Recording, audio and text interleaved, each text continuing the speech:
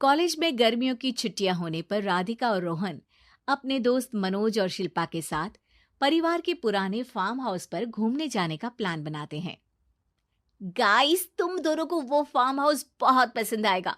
बचपन से ही वो मेरी और रोहन की सबसे पसंदीदा जगह रही है। पर मैंने तो इतने सालों में तुम्हारे मुंह से कभी फार्म हाउस का नाम तक नहीं सुना। बचपन में फार्म हाउस जाते थे, लेकिन फिर अचानक सबने वहां जाना बंद कर दिया और वजह कभी किसी ने बताई नहीं। पर अब हम चारों मिलकर वहां धमाल करेंगे। इसी तरह बातें करते कुछ घंटों का सफर तय कर चारों शहर से दूर ऊंची पहाड़ी पर बने राधिका और रोहन के फैमिली फार्म हाउस पर पहुंच जाते हैं। वाह यार, ये तो बड़ा ही सुंदर है। पूरा घूमोगे तो और अच्छा लगेगा, लेकिन उससे पहले सब फ्रेशन अप हो जाओ, फिर साइट सीइंग के लिए जाएंगे। राधिका और रोहन अपने अपने कमरे में चले जाते हैं, लेकिन मनोज और शिल्पा घर में घूमने लगते हैं, जहां शिल्पा की टक्कर हॉल के बीचों बीच रखी एक पुरानी लकड़ी की कुर्सी से होती है। आह, लग गई रे माता, इस कुर्सी को बीच में किसने रखा हुआ है? अरे तेरे स्वागत के लिए भूत ने रखा होगा।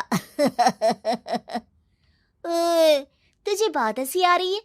जब खुद टकराएगा तो पता चलेगा। हाँ हाँ ठीक है, पर अभी तो इसे साइड में रख दे। शिल्पा कुर्सी को एक कोने में रख देती है और वो दोनों भी अपने कमरे में चले जाते हैं, जिसकी थोड़ी देर बाद चारों बाहर घूमने निकल जाते हैं। इसी तरह रात हो जाती है।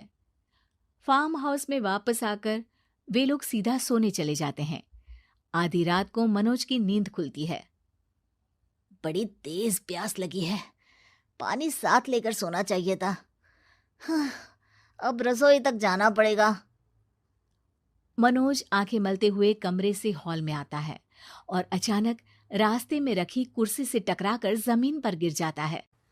अरे मर गया रे दादा, शिल्पा सही बोल रही थी, बड़ी तेज लगती है ये कुर्सी तो, पर इसे दोबारा बीच में किसने रखा?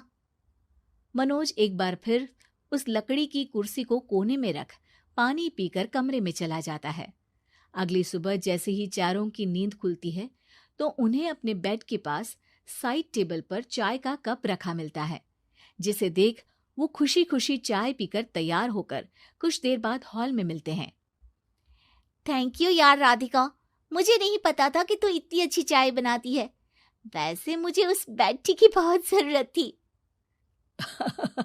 ये और चाय, अरे इसे तो पानी तक उबालना नहीं आता। मतलब तूने हमारे लिए चाय बनाई क्या दोस्त? अरे चल पागल है क्या, इतना भी प्यार नहीं है मुझे कि तुम्हारे लिए बेड टी बनाऊं। चाय पर ये चर्चा करते हुए मनोज जैसे ही पीछे मुड़ता है तो एक बार फिर लकड़ी की पुरानी कुर्सी से टकराकर उस पर गिर जाता है।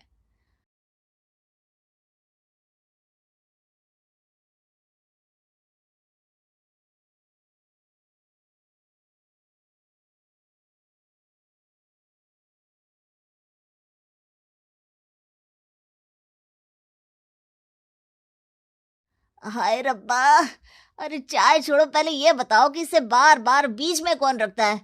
कल रात ही मैंने इसे साइड किया था। तुम पहले ये बताओ कि चाय किसने बनाई थी? सबकी बातों को कुछ देर ध्यान से सुनने के बाद राधिका हैरानी से कुर्सी की तरफ देखने लगती है। भूत दीदी। राधिका की बात सुन आपस में झगड़ रहे सारे दोस्त शांत हो जाते हैं। क्या बोला अभी तूने? अरे पर अब वो यहाँ कैसे हो सकती हैं? क्यों नहीं हो सकती? हमने यहाँ आना छोड़ा था, पर उन्होंने तो घर नहीं छोड़ा ना। और याद करो, ऐसे बेड के पास कप रखना और कुर्सी को कमरे के बीच में रखना, ये सब वही तो करती थी। ये तुम दोनों किसकी बात कर रहे हो? अरे जो भी हो, कुछ अच्छा तो बिल्कुल नहीं लगता। अब देखो, डरने की कोई जरूरत नहीं है। वो सालों से इस घर में रहने वाली भूत दीदी है। वो बचपन से ही हमारे यहाँ आने पर एक बड़ी बहन की तरह हम दोनों का ख्याल रखती हैं। ओए, पगला गया है क्या? शिल्पा, मुझे यहाँ नहीं रहना, तू भी मेरे साथ ही चल। ये दोनों तो पागल हो गए हैं। जहां मनोज डर से वापस जाने की बात कर रहा होता है, वहीं शिल्पा अपने फोन में बिजी होती है। क्या तुम्हें यहाँ की सिचुएशन समझ में नहीं आ रही जो फोन में लगी हो? जिसे जो करना है करो, मैं तो जा रहा हूँ। मनोज हड़बड़ाहट में अपने कमरे की तरफ जाता है, जिसके साथ राधिका और मोहन भी उसे रोकने के लिए पीछे पीछे जाते हैं। लेकिन शिल्पा, वो तो अभी भी फोन में लगी रहती है। कुछ देर बाद जब वो तीनों दोबारा हॉल में वापस आते हैं तो शिल्पा को सबके पैक्ड बैग्स के साथ देखकर हैरान रह जाते हैं। ये सब क्या है शिल्पा? यहाँ हम इसे समझा रहे हैं और तुम हमारे बैग्स भी पैक कर कर लेकर आई। अरे आखिर में फोन से बाहर निकलकर कुछ किया तो सही इसने। दोस्तों देखो, कल से हम यहाँ हैं। भूत दीदी ने कुछ किया नहीं ना? फिर डर क्यों रहे हो? 4 दिन और रुकोगे तो पता चलेगा कि क्या होगा। मतलब? इस पर शिल्पा उन तीनों को फार्म हाउस से बाहर लाकर फोन में पुरानी न्यूज का आर्टिकल दिखाती है। सालों पहले यहाँ रह रही औरत ने अपने दोनों बच्चों को सुबह सुबह दूध में जहर पिलाकर मार दिया और फिर हॉल में उस कुर्सी पर खड़े होकर खुद भी फांसी लगा ली थी। तुम्हारी बातों से मुझे इस केस की याद आ गई। गूगल किया तो पता चला कि ये वही फार्म हाउस है। अभी भी यहाँ रहना चाहते हो, जिससे कुछ दिनों में वो सबको थोड़ा थोड़ा जहर देकर मार दे? अरे पर ये दोनों तो बचपन से यहाँ आ रहे हैं, फिर इन्हें अभी तक कुछ क्यों नहीं हुआ? वो तो पापा बताते हैं कि हम आते थे। हाँ, और मुझे भी एक बार का ही याद है। वाह, और कहानियां तो ऐसे सुना रहे थे जैसे सदियों से यहीं रहते हो। तीनों ये बात कर ही रहे होते हैं कि अचानक फार्म हाउस में से एक आवाज सुनाई देती है।